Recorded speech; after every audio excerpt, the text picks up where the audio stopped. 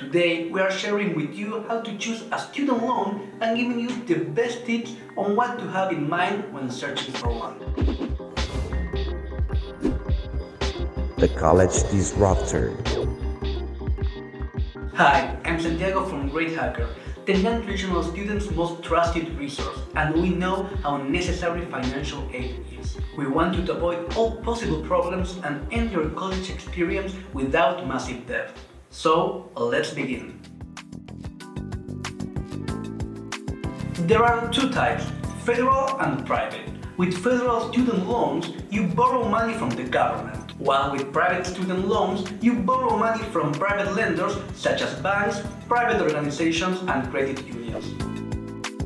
Federal loans have their terms and conditions set by the US Department of Education.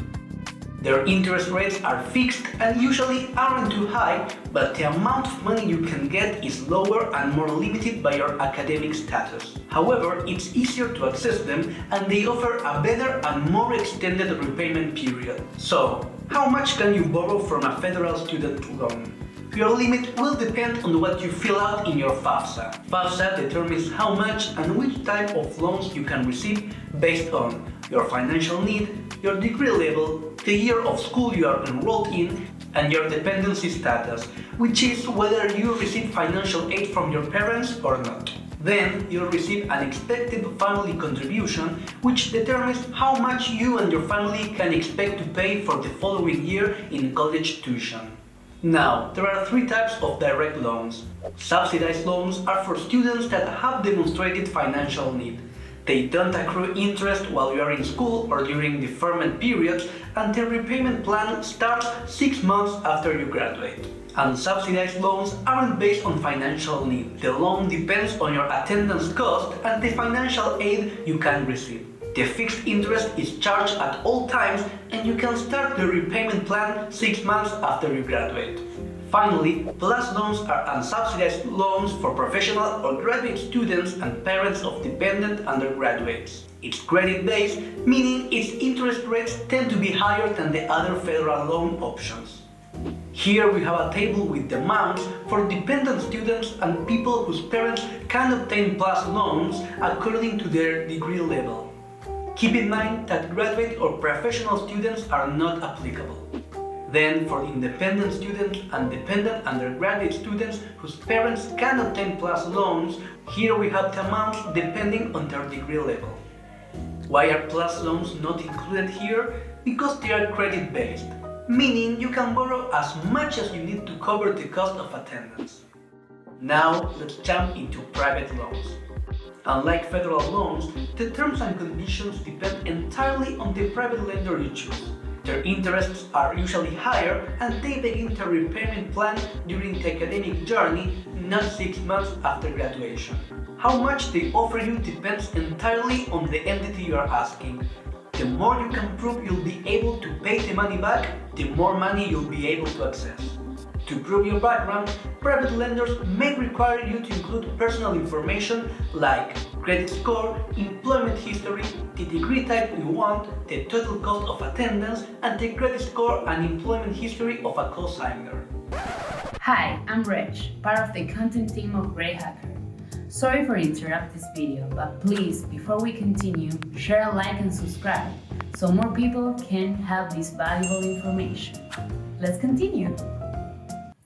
Let's see what you need to consider before choosing the right option for you. First, we have interest rates, the most important aspect you need to have in mind. After all, this is what can make an initially payable loan turn into a huge debt. There are two types of rates. Fixed interest rates have a fixed rate that will remain the same throughout the entire duration of the loan, and variable interest rates have changing rates that can increase or decrease throughout your loan term. While federal loan rates are usually fixed, private student loan lenders offer both options. Your choice will define how much interest will be added to the total amount. The second aspect you need to consider is the repayment options. This sets how and when you will start repaying your loan. If you choose to begin your repayment plan while you are still studying, you'll start the monthly payment sooner, reducing the overall cost of your loan as you are paying down the interest earlier. But if you choose a student loan repayment plan that starts after you finish school, you'll have fewer borrowing costs while studying. You'll have to pay more once you have graduated, but the good news is that you have 6 months to find a job that helps you repay what you owe. Lastly, you'll need to consider the repayment terms, which define the amount of time you'll have to repay the total loan plus the interest. A shorter repayment term, like a 5-year plan, will result in a lower overall total cost, but you'll also have to pay a higher monthly loan payment. Choosing a more extended repayment plan, like a 10-year plan, will allow you to pay less in each monthly payment, but the final total loan will be more expensive.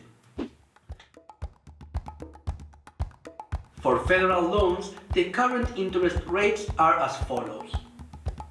Remember that federal loan rates are fixed, meaning they will remain the same throughout the entire duration of your college journey. The calculation process to determine how much you'll pay per year can be done in 4 simple steps. The first step is getting the daily interest by dividing your designated interest rate by 365. Then you can calculate the interest per day by multiplying the daily interest by the amount of your student loan. Next, determine the interest per month by multiplying the daily interest by the number of days in a month. Finally, you can get the yearly interest by multiplying the interest per month by 12. Now, private student loans are a whole different story. Generally, it's safer to go for a fixed rate, but you should always check first. Maybe with a variable interest rate, you start with a lower percentage rate, which can overall end up being less than it would have been with a fixed rate. The tricky aspect of private student loan lenders is that some require you to pay compound interest. In other words, you pay interest on the interest added to your loan each day. In this case, let's imagine you have found a private lender that lends you $20,000 for a fixed interest rate of 7.5%. The first 2 steps remain the same. Now, to get the interest per month and year, you need to sum the daily interest to your principal amount on a daily basis. Student loans are a world on their own, and it can be easy to get confused among so many options. We hope that you now understand how student loans work and how you can get them with this complete guide. Either way, it's important that you first know what your priorities are and how you'll be able to repay the loan after you receive it. Do extensive research and see which loan servicer suits you the best. Maybe you can apply for a subsidized loan that covers your attendance cost, or perhaps you can find a fixed-rate private student loan that lets you solve higher expenses. That's all for today. Like this video, subscribe to our channel, and share it with your friends so they can pick the best student loan for them too. Thank you for watching, and we'll see you next time. If you are looking for more financial tips, watch our video on how to pay your student loans without feeling broke, or learn what you need to know about student loan debt.